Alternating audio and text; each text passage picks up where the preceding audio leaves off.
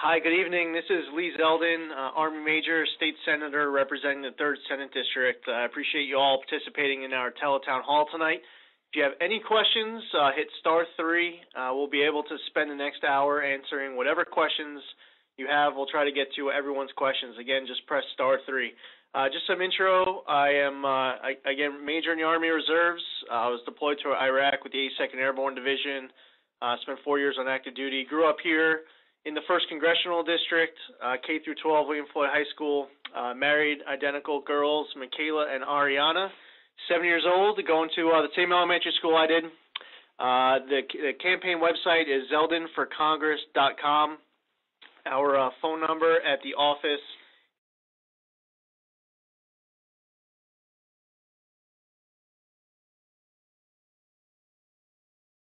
.com.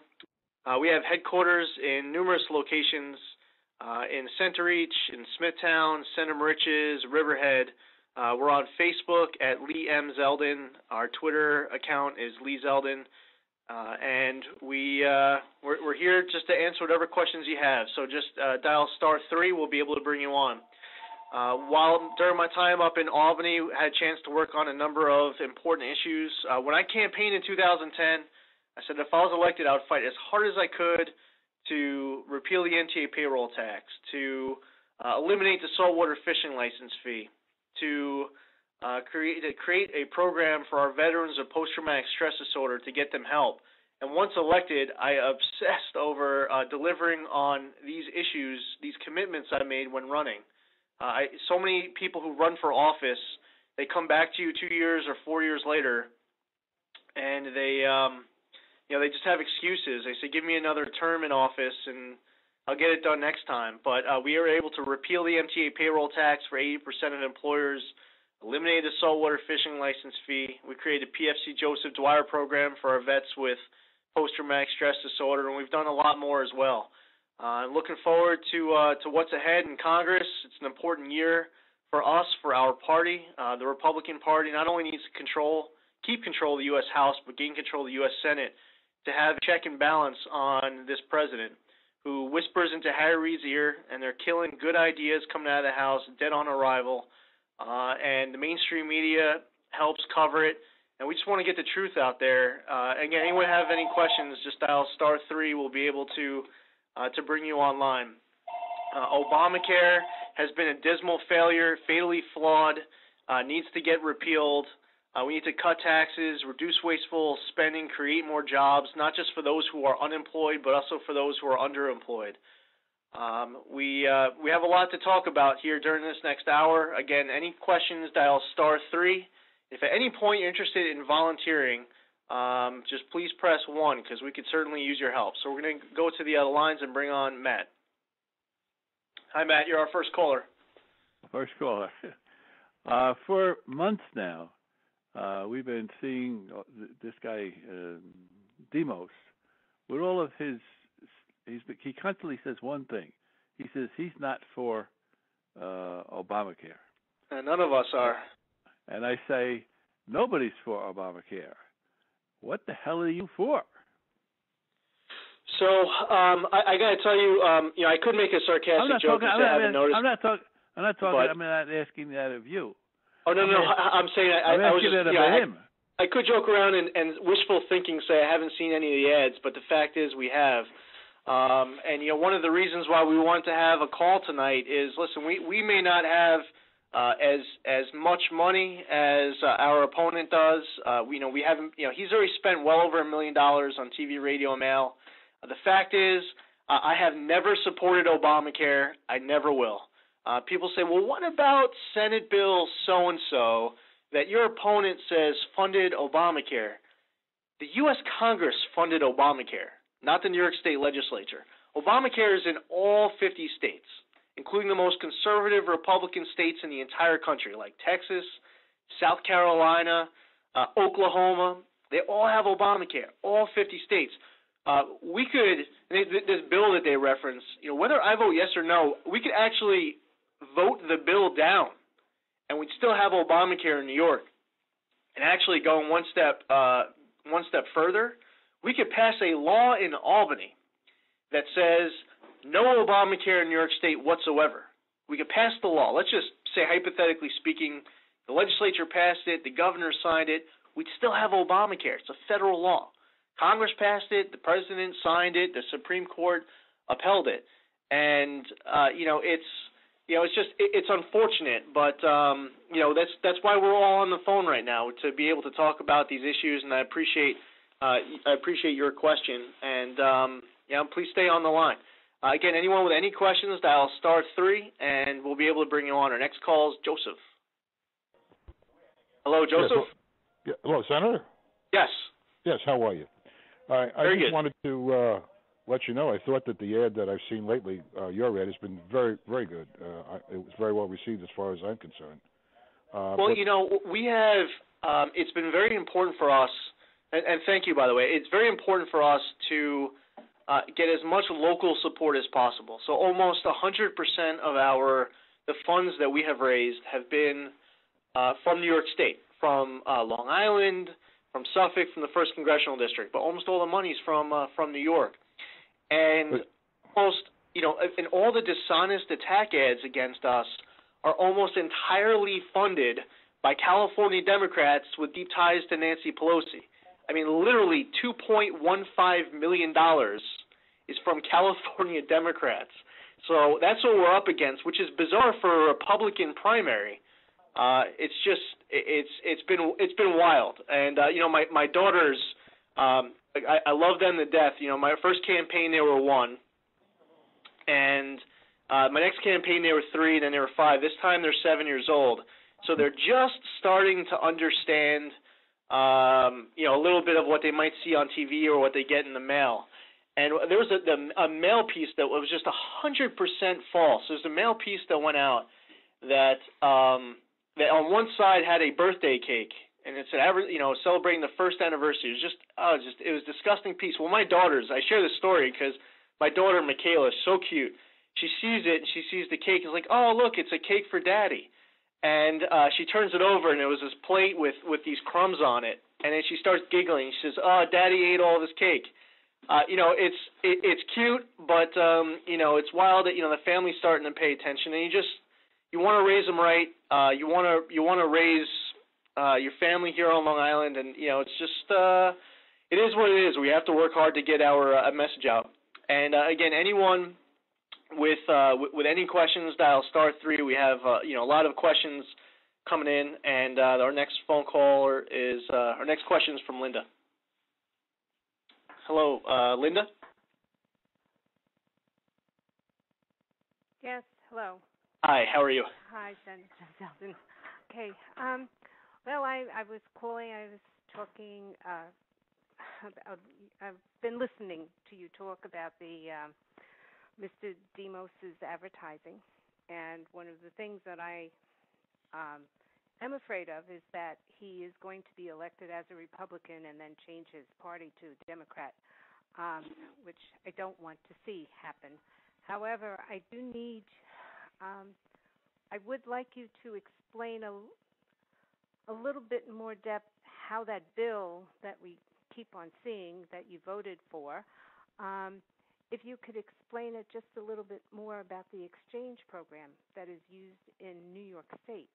Well, first off, I appreciate the question because this bill is actually the state budget. Going back to the beginning of 2012, here's the real irony in these attacks against us, and I've been leading the fight against Obamacare up in Albany. At the beginning of 2012, there was legislation to create a state exchange in New York, and the Senate Republicans refused to bring the bill to the floor for a vote. So in April of 2012, the governor created a state exchange unilaterally via executive order in New York, and all of the news articles, Newsday, even the Times, just all across New York State, the news stories about Cuomo's executive order to create a state exchange, the story was that he created it because the Republicans blocked it. The Senate Republicans refused to bring the bill to the floor for a vote. So that's how a state exchange was created. Now, every state in the entire country has Obamacare. So every year in the state budget, we account for approximately $48 billion in federal funds, like Medicaid, for example. $48 billion we account for. The money that we account for related to Obamacare, the federal money, that money gets spent in Obamacare in New York, even if we don't pass the budget. That's the wild thing of the posturing, and they're not saying it because it's true. They're saying it because it polls well. Listen, if you if you poll my house and you asked me would you be more likely or less likely to vote for so and so, if you knew that he supported Obamacare, that's a no-brainer question. But in this particular case, it's just not true. Last week they launched a tax against us related to taxes. Like today, some of you on this call might have gotten a mail piece that said that I voted to increase income taxes on struggling Long Island families. 100% untrue. As a matter of fact, every single New Yorker in the entire state is paying a lower income tax rate than the day that I was elected. Every single New Yorker has a lower income tax rate than when I got elected. And then the second part of it, when they say that I voted to increase taxes, is that they say that I voted twice to increase the sales tax in Suffolk from 3% to 4%. And I see that, and I'm blown away that people could get away with this kind of stuff. In Suffolk, the sales tax rate has been 4.25% since 2001. Yet they're claiming I voted to raise it twice, and the numbers they pick is from 3 to 4. Yet our rate has been 4.25%. Now we need to be focusing on issues in order to win this race in November. And I can't wait. We have 2 months from tomorrow. The primary election is on June 24th. We need everyone's support to get out there and vote. We can't win without your support. It's one of those weeks where it's high school graduation, people going away. If you're going away, you're not going to be around. Please vote by absentee. We need your support. And if anyone has any questions at all, any questions, here's the big difference between me and some of the other people out there. I will answer any question that you have. Email us at info@zeldinforcongress.com. Call us at 631-467-2483. You can check out our website, zeldinforcongress.com. And again, anyone has any questions at all, please press *3. And our next caller is Jay. Hello, Congressman. Oh, that's nice. I got. Now, when I'm traveling around, there's one county legislator who I'm not going to name because he had the best of intention. We're at a Memorial Day event, and even though I'm a major, he introduced me as lieutenant. And he was actually, I think he meant to say lieutenant colonel to promote me, and he said lieutenant instead, so he actually demoted me, which is okay for any enlisted veterans on the call. I'm sure that it doesn't really matter because you're the only ones that work for a living. But anyway, what's your question, Jay? I want to know your feeling on the New York State SAFE Act and on additional legislation if you are elected to the U.S. Congress, how you would or would not support the Second Amendment of the U.S. Constitution. I oppose the SAFE Act. I co-sponsor the bill to repeal it. I have very, very strong objections, both constitutionally to the SAFE Act, as well as the practical application of it. I personally believe it doesn't make us more safe. I believe the SAFE Act makes us less safe. And I'm pro Second Amendment. I've been A-rated by the NRA because of my positions to protect law-abiding citizens. The other side likes to, attack people for being pro Second Amendment, and it's really outrageous because a lot of the people who put forth legislation like the SAFE Act, you could tell by the way that the bill is written that it's written by people with a fundamental misunderstanding of our Constitution and the intent of the Second Amendment and what it really means. So the D.C. versus Heller decision overturned the D.C. handgun ban because it outlawed an entire classification of firearms commonly used by law-abiding citizens. And I believe that the SAFE Act is unconstitutional. And this word assault weapon, which is a political term, they are, in essence, outlawing an entire classification of firearms commonly used by law-abiding citizens. I believe that is unconstitutional. There was a U.S. District Court in Western New York overturning the 7-round magazine limit. I agree with that decision. I believe that if you choose to protect your family, your property at home with a firearm, you are already at a disadvantage. When you are sleeping, it's 2 o'clock in the morning, the lights are out, and you have 2 armed intruders come to your house, and they don't care whether or not the law is 7 or 10 rounds in your magazine. They don't care. You're already at a disadvantage. So it's just fundamentally unfair. So I oppose the SAFE Act. I appreciate your question. I know that there are some people out there who like it, others who don't. I'm not going to try to hedge and pander. I'm just going to tell you outright, I think it's unconstitutional and it has to be overturned. But thank you for your question. And the next question is from Kathy. Oh, and again, anyone out there who has any questions, please press *3. If you're interested in volunteering, press 1. We could definitely use your help to get out the word. Kathy, are you there? Yes, I am. Senator, if you become congressman, you will be dealing with federal issues.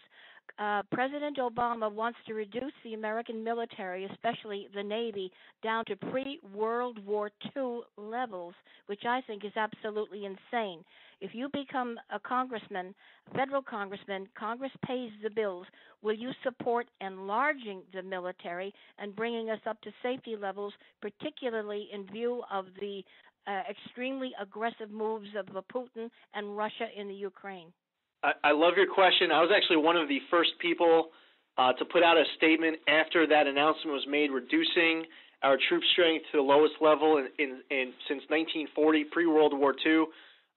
It was bad timing. I don't think it was any coincidence that just days later we see Putin emboldened to go into Ukraine. I think that our country's entire foreign policy highlights the need for us to have a new president. People ask me, what would you do about the Ukraine? What would you do about Syria? What do you do about Iran?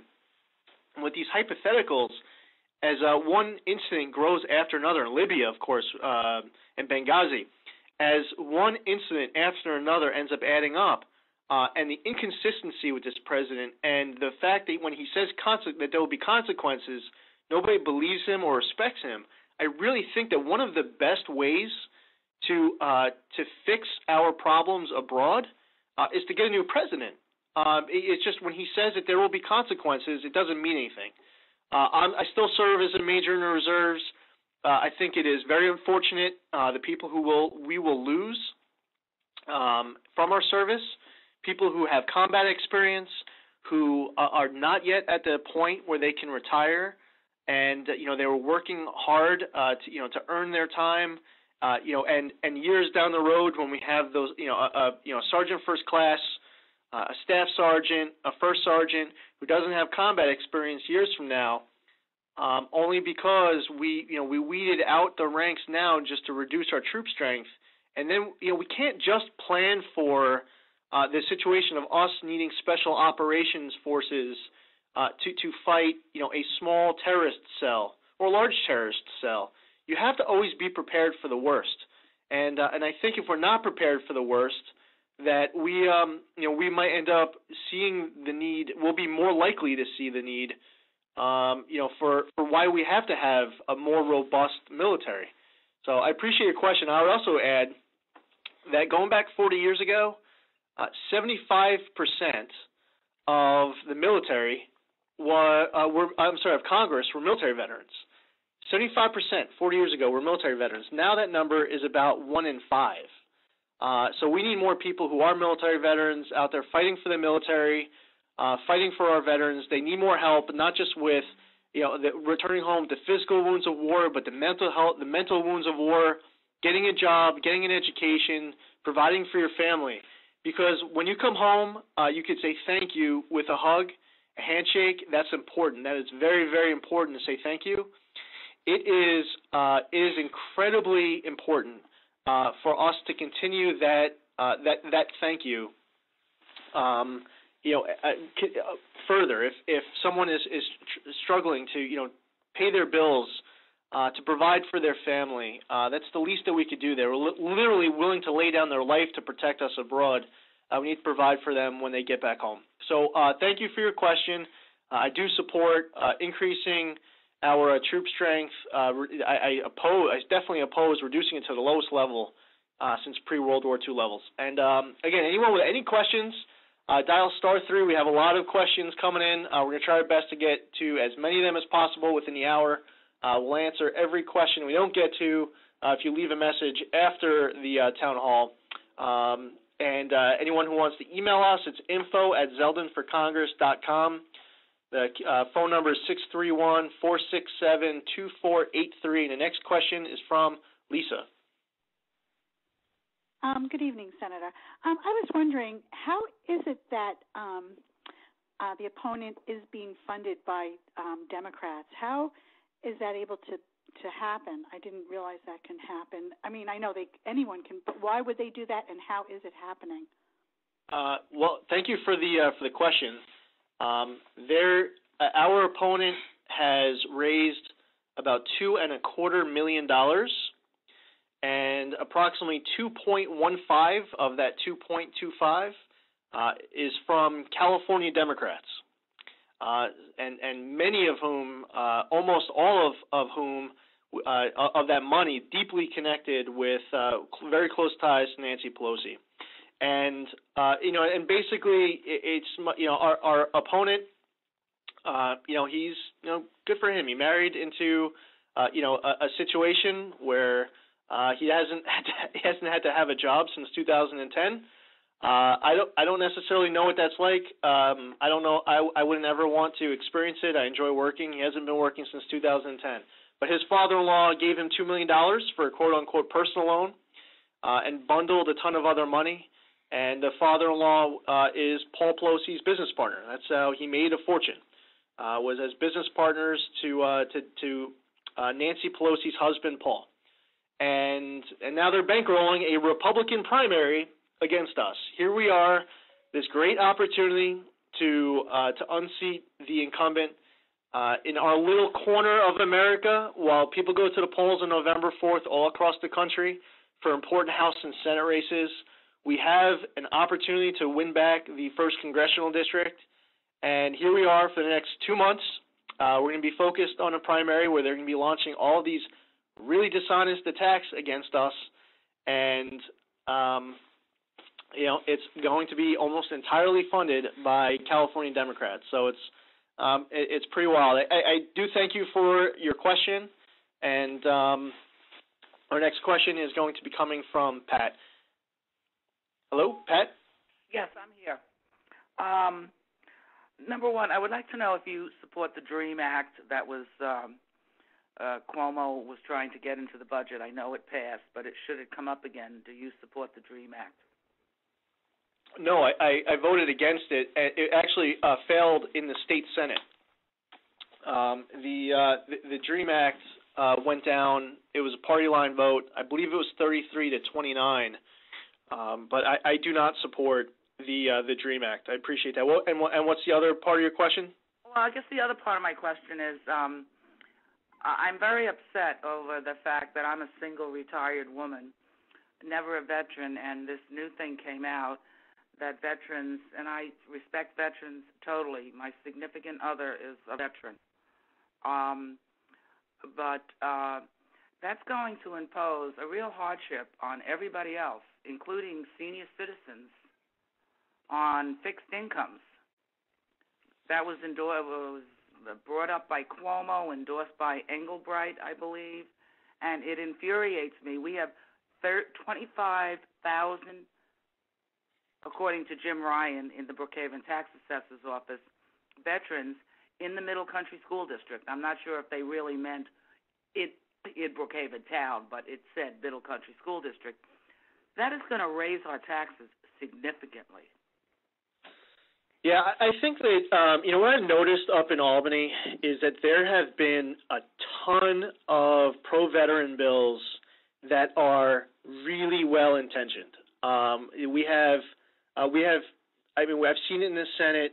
I can't. I mean, the number might be over 100 since I've been there.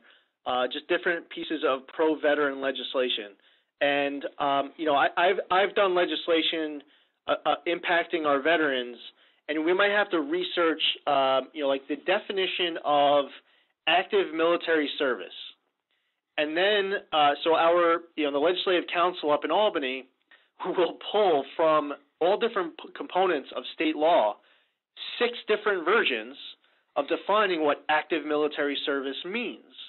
And it's from 6 different bills of people who are probably very well-intentioned, wanting to do something to they wanted to do something to help our veterans. And I think that the right answer with this particular issue, actually I would say that I've heard that there's a lot of discussion up in Albany about having some tweaks made to that law because of the impact that changes will have on other people who live in the district who are going to have to pay for the added cost of giving the exemption to veterans. I believe that that we all need property tax relief, and veterans are always at the top of my list with regards to absolutely anything. Going back to our earlier part of this town hall, there's a very, very special place in my heart for veterans. It's really one of the main reasons why I serve is just to be able to serve alongside these men and women. And I think that for seniors who are on a fixed income trying to choose between prescription drugs or oil for the tank, it's an added level of hurt to have to increase taxes to pay for it. So we need to look at some fixes. It is a law now on the books. Some of the school districts chose to adopt it. I think for those school districts, the state needs to figure out a way to help, whether it's through mandate relief or just picking up the costs, so that it doesn't happen on the backs of the rest of the taxpayers in the district. Very, very well-intentioned piece of legislation. I'm grateful that the sponsors put it forward, but it's definitely in need of some help, some improvement. So, again, anyone with any questions, star 3. If you're interested in volunteering, please press 1, and our next caller is Sheila.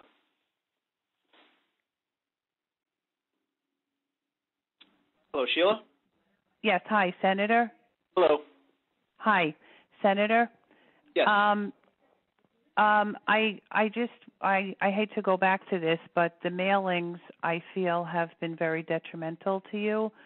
I've been following your career since really you began, and I was rather hoping you would defeat Bishop. That's my main concern. And with this business with Demos and the mailings, it's good that we have this open forum to call in, but I really feel that a public debate would be a better means to address these issues, and one-on-one with him, actually.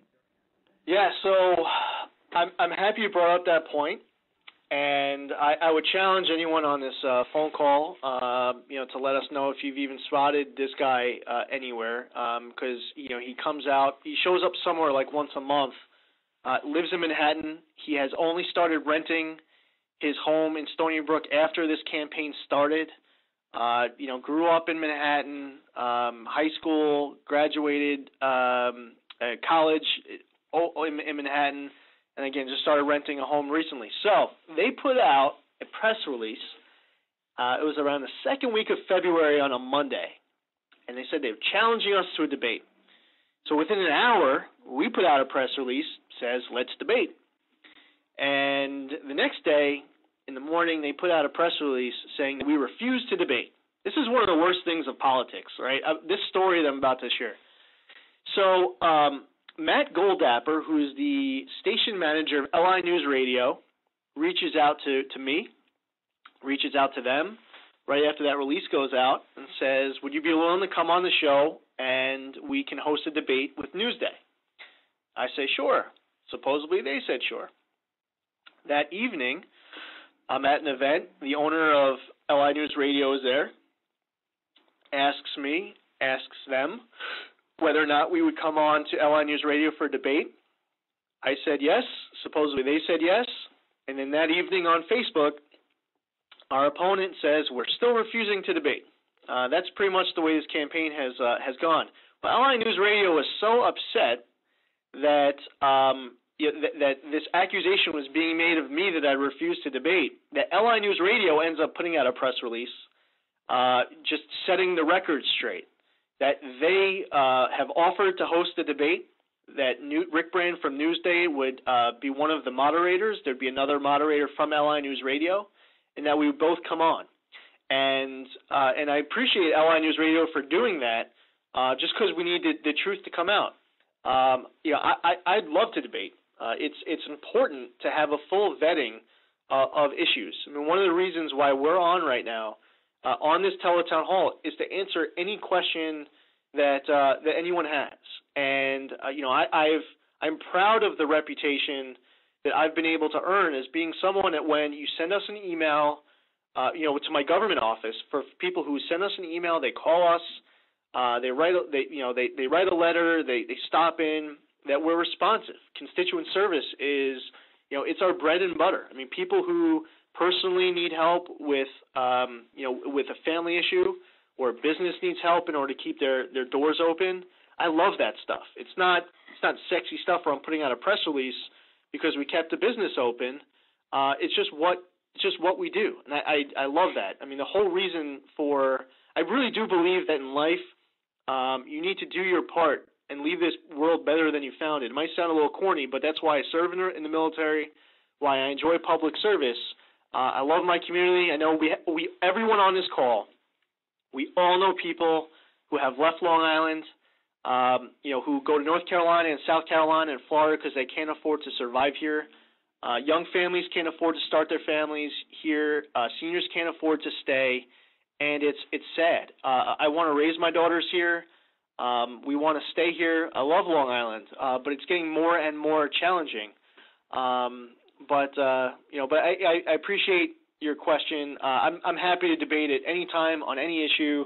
And again, anyone with any questions, please press *3, and we'd be happy to bring you on. And if anyone's willing to volunteer, please press 1.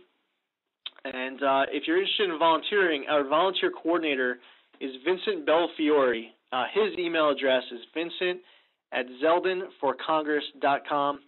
His direct line is 631-569-4848. And again, *3 will be able to bring on any question. Next question is from John. Hello, John. Talking to me? Yeah. Yes, sir. Okay, Senator. Thank you for your service. I just want you to keep bringing out that part about his father-in-law being Pelosi's business partner. Yeah. Thank you for the comment. And there are so many issues that are important to get out there. And talking about our taxes and job creation, not just unemployment but underemployment. All this is really important. And for us to have the opportunity to have to have this debate with our congressman going into the November election, in order to get there, the truth has to get out about the person we're running against and the fact that all of these dishonest ads are entirely funded by out-of-state California Democrats. And the connections to Nancy Pelosi are just absurd. It's not like there's just like one guy who sent $1,000 who, friends, cousins, aunt's girlfriend was, somehow connected to, Pelosi's cousin. It's not.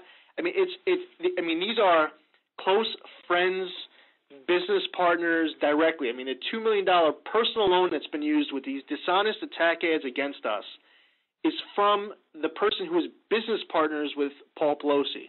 But anyway, I appreciate your comment, and please help spread the word if you're able to volunteer. There's a lot of different ways to volunteer, by the way. We have people out knocking on doors. We have people who are making calls at phone bank or data entry. There's a lot of ways to help out, and we can definitely use your help. And the next question is coming from Kevin. Hello, Kevin. Hey, how you doing? Good. How are you? Good. I'd like to know how you feel about the Patriot Act. So, the Patriot Act is being very badly abused by this president and his administration. I have never had such strong problems with it as I do now. It's grown deep, and I know that there are people out there who I'm very much in favor of having a strong national defense, strong homeland security. We need to have our intel assets with good communication between each other to be able to avoid us ever having another attack on our own land.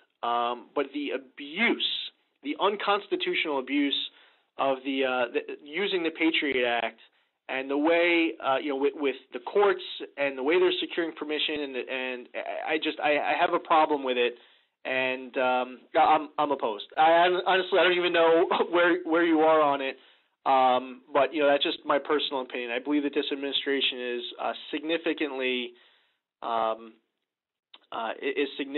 abusing the Patriot Act. And the next question is coming from Tom. Thank you, Senator. Hi, Tom. Hi, Senator Zeldin. I've noticed over the last decade a lot of businesses in Manhattan have been migrating their operations to both Connecticut and to New Jersey. Simultaneously, I'm seeing a lot of businesses close up in Suffolk County. What are your plans to stimulate business growth out here? Great question. It's one of the things that's pretty wild being up in Albany, where there are so many liberal Democrats from New York City espousing beliefs that might work well with their own constituents. You learn a little bit more about the other side and just how out of touch they are with reality. They argue that tax policy has no impact on behavior. They say it's patriotic to pay taxes, which actually at one point one of my Republican colleagues stood up and said, well, if it's patriotic to pay taxes, we live in the most patriotic state in the entire country, which is pretty true. They say, show us the proof. We don't believe anybody is leaving. And they have so much experience signing the back of a check, none signing the front of it, nothing about meeting payroll, the challenges of surviving with the cost to do business, whether it's property taxes, income taxes, the overhead, the insurance costs, the health costs, the energy costs. It all adds up to have a business here in New York. And a lot of people who are very successful have mobility. I mean, they can move to Connecticut, Jersey, Florida. They can move their business. I think part of this has to do with the culture. I mean, we have CEOs who get wooed by governors of other states. Rick Perry will come into the 3rd Senate District and go talk to a CEO he'll come to the 3rd Senate District personally, and he'll go meet with CEOs and offer up a package to bring that business to Texas. This happens with other states as well. The governors of these states are personally luring businesses. The governor of Connecticut did that when New York State, when Albany was planning on increasing the tax on hedge fund managers. I think it was Jody Rell maybe was the governor at the time and said, well, you can come to Connecticut. Well, you're more than welcome here. I think part of this has to do with culture, but we also have to reduce costs, reduce mandates on businesses. I chair the Consumer Protection Committee, so any bill that affects the general business law of New York State comes through my committee. I have blocked a ton of bills that may have been well-intentioned, but the collateral damage on industries in New York with tax policies, helping manufacturers, helping startups, incubating them when they need help getting off the ground, reducing energy costs. There are many ways that we can reduce energy costs on Long Island. We have some outdated infrastructure. We have some lower-cost energy that we need to bring down to our area from upstate and elsewhere. We need to tap into more of our resources, really all across the country, including New York. But I really I appreciate your question, and and I think that there's a ton that we can do at all levels of government. One of the best ways that government can help business is by getting out of the way, and that's not a talking point. That is actually a policy. There are so many specific ways that government can get out of the way, and one of the things is like the estate tax, for example. On the North Fork of the 1st Congressional District, you have farms that pass from one generation to the next, and we're in a situation right now where that next generation, some of them are faced with a decision. They may literally have to sell their farm in order to pay the taxes on really an asset that's already been taxed. And there's just so many different examples. It's about the culture. It's about the policy as well. There's so much more to talk about. But, we really need to do more to create jobs, not just more jobs, but more good-paying jobs. The next question is from Pat. Thanks for your question, by the way. Hi, Pat. Hi, good evening, Lee. I'd like to ask you what your position is on Common Core. Well, thank you for that question. I believe in higher standards, but I do not believe that Common Core is the answer. I actually sponsored a bill in Albany. I sponsor a bill. We have a growing amount of co-sponsors signing on. It's Senate Bill 6604, which stops Common Core and its associated testing right in its tracks. It's been implemented so poorly. There are different aspects of Common Core. We have the standards, the curriculum, the testing, and different responsibility for different parts of that. So you have almost all 50 states, not all, but almost all 50 states signed on to the standards. The individual states are responsible for creating the tests. The individual school districts are creating the curriculum, and no one's been talking to each other. And it really sets up our kids for failure that they're going in to take tests that they're not prepared for. I'm all for higher standards. My daughters are in 2nd grade. I want them to be challenged. You got to do it the right way.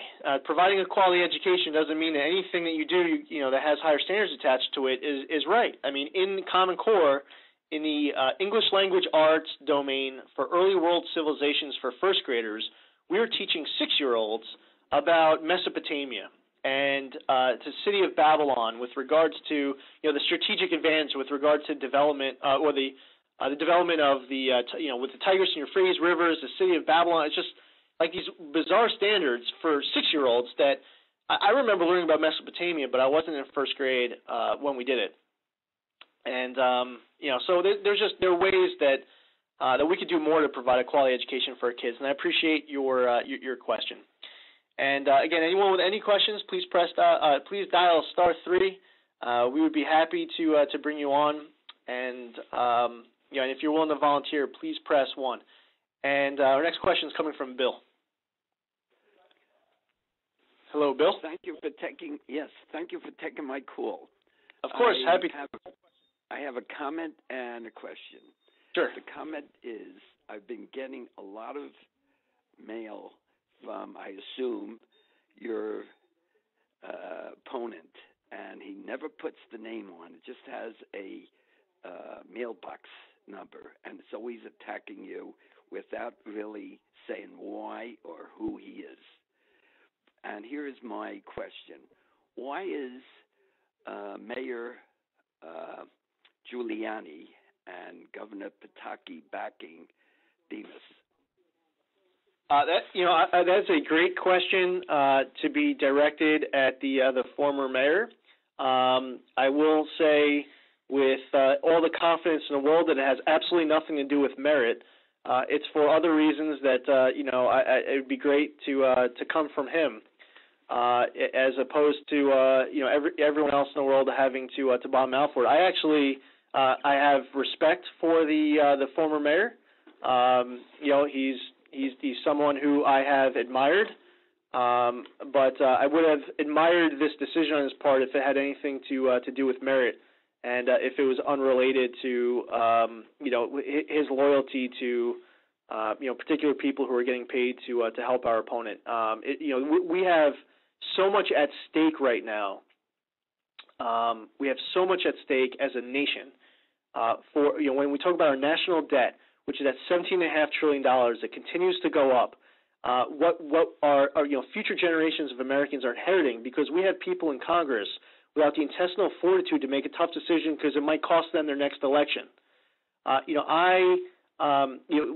Someone puts out a bold plan, and all of a sudden, their opponent will attack them with sound bites, trying to scare seniors.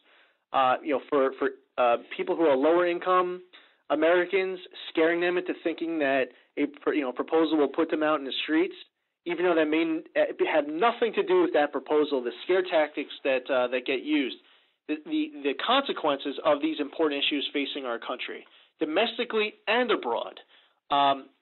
Anyone who we admire needs to make decisions based on merit, and that's I would have to defer to them though to fill in all the details. I don't want to get too sidetracked here.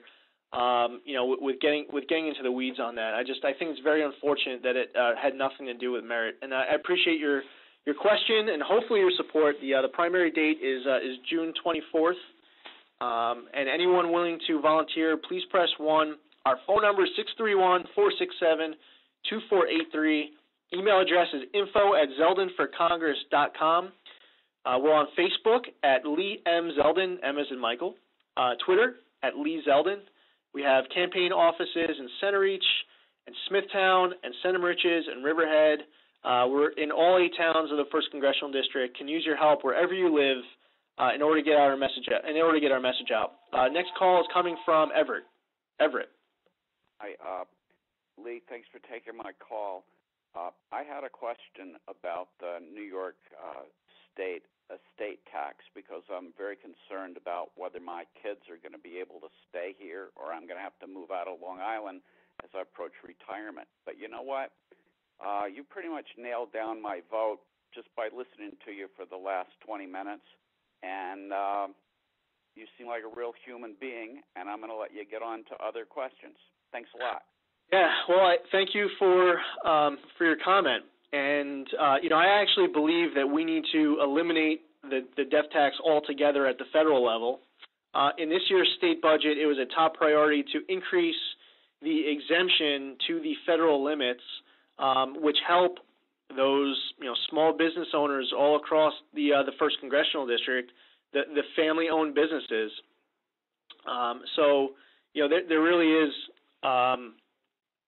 There really is a lot that we can do to help businesses, but one thing that I have a serious problem with is when you tax something that has already been taxed, and to do it at that time where you're dealing with a loss in the family, you have enough on your plate. But for too many businesses on Long Island, on the East End, especially on the North Fork, to have to sell your business in order to pay the taxes on something that's already been taxed it's ridiculous.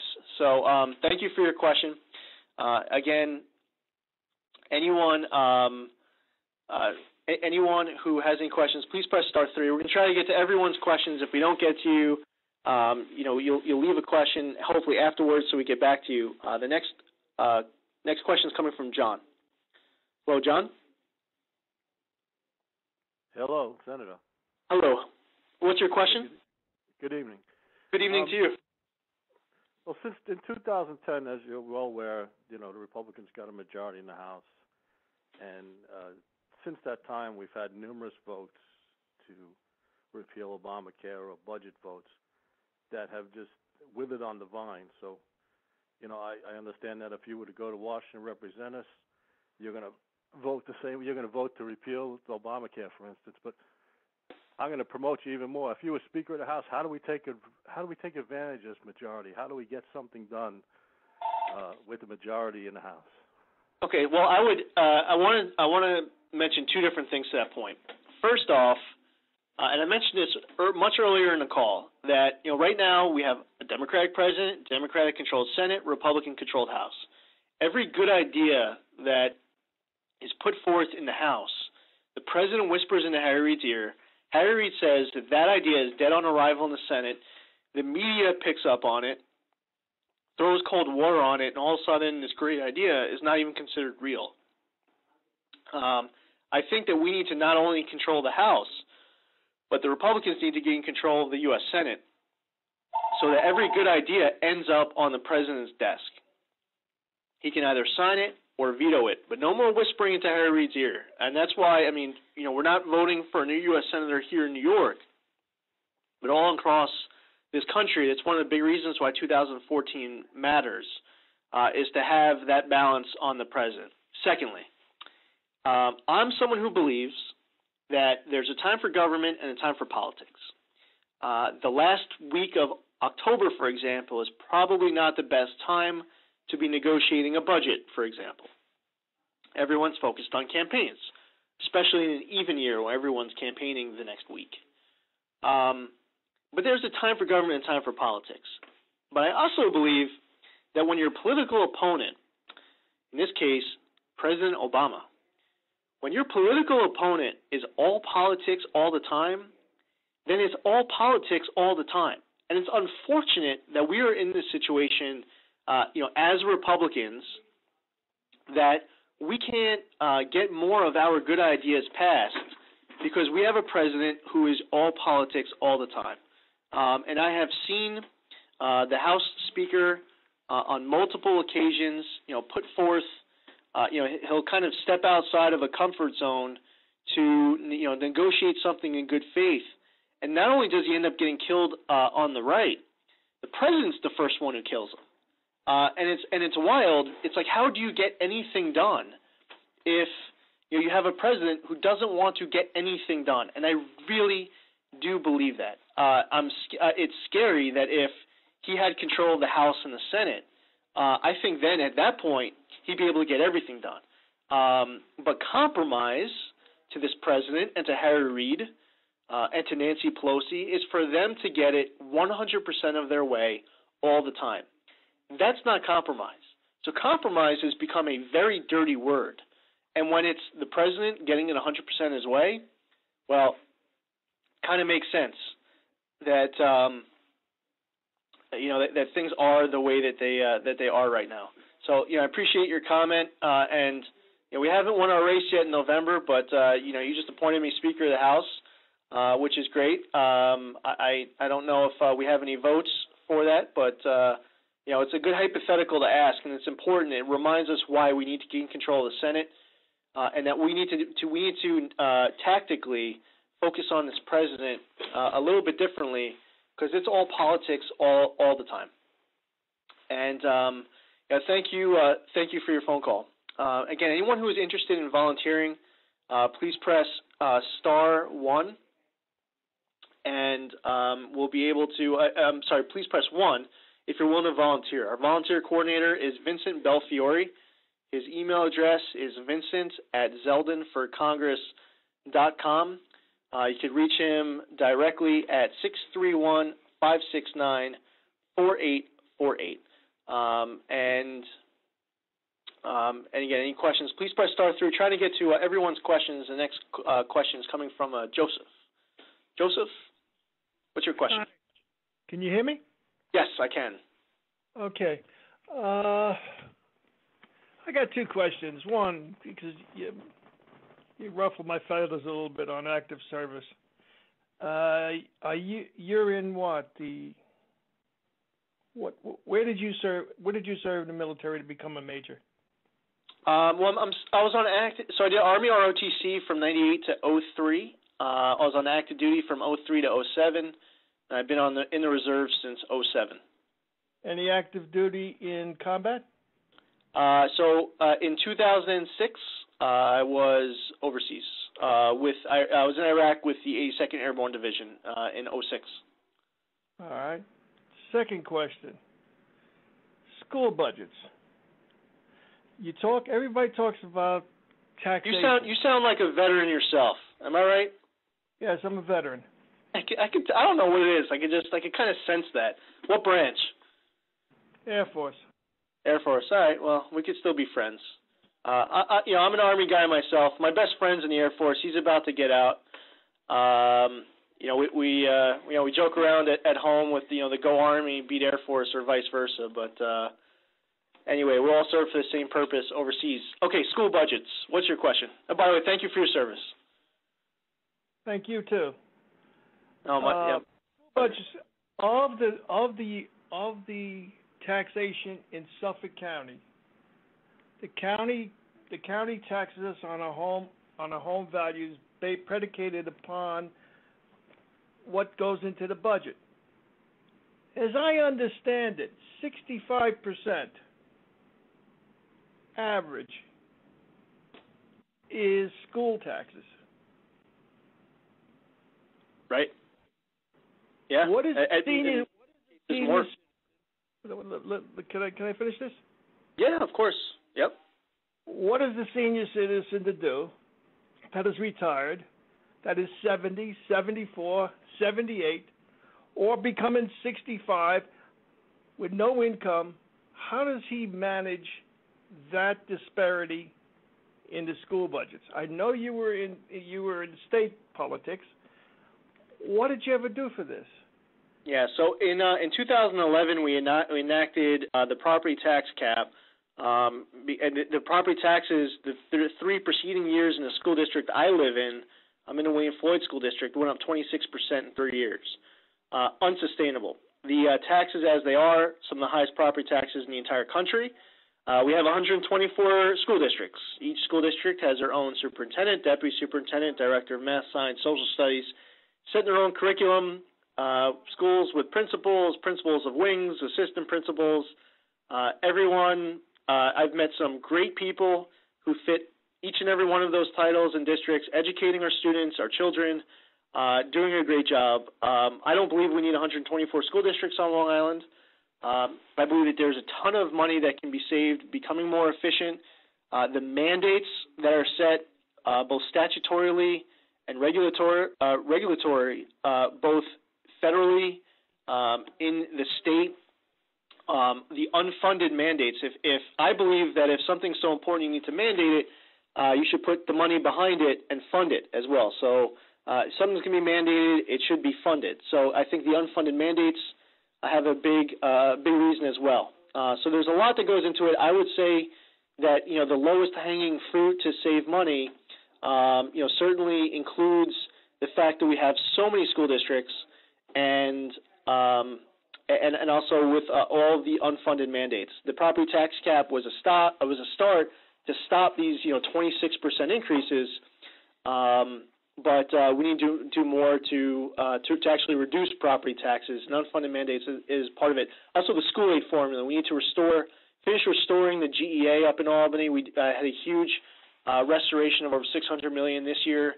That helps us on Long Island with our schools to get more of our fair share back to Long Island, because we have about 13 to 17% of the state's enrollment and attendance. We should be getting about that proportion, but that's a whole other conversation. And I just want to say as we close tonight's town hall, we have not gotten to all the questions. There are many of you who still have questions to ask. I'm asking you to please leave your message afterwards, because we will get back to each and every one of you. You can also you can leave a message at the end of this call. You can volunteer by pressing 1.